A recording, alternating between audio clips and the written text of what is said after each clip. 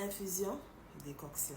Quelle est la différence? Cette vidéo d'aujourd'hui va consister à faire la différence entre les infusions et les décoctions parce qu'on se rend compte qu'il y a souvent de l'amalgame qui est fait à ce niveau-là. Donc, qu'est-ce qu'une décoction? Une décoction, c'est quand on prend une plante, qu'on la met dans de l'eau et qu'on la porte à ébullition.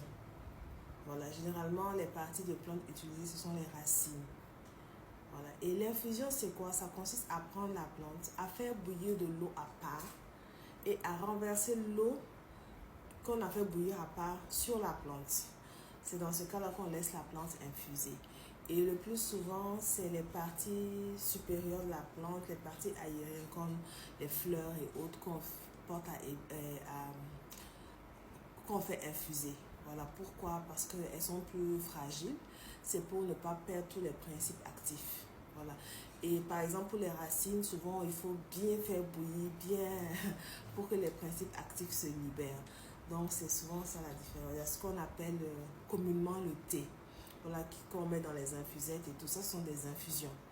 Voilà, on a une appellation aussi abusive, on dit le thé, alors que quand on dit thé, normalement, c'est qu'il y a de la théine dedans. Mais généralement, ce sont des plantes aromatiques pour un bien-être, voilà, qu'on utilise.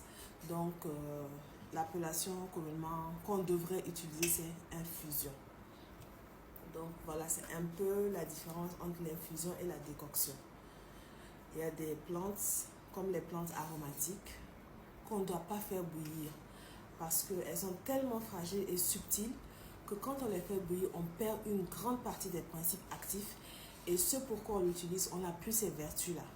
Donc il faut savoir que toutes les plantes aromatiques, c'est-à-dire qui ont un parfum subtil, doux, il faut plutôt les infuser et non les porter à ébullition, les faire bouillir pour obtenir une décoction.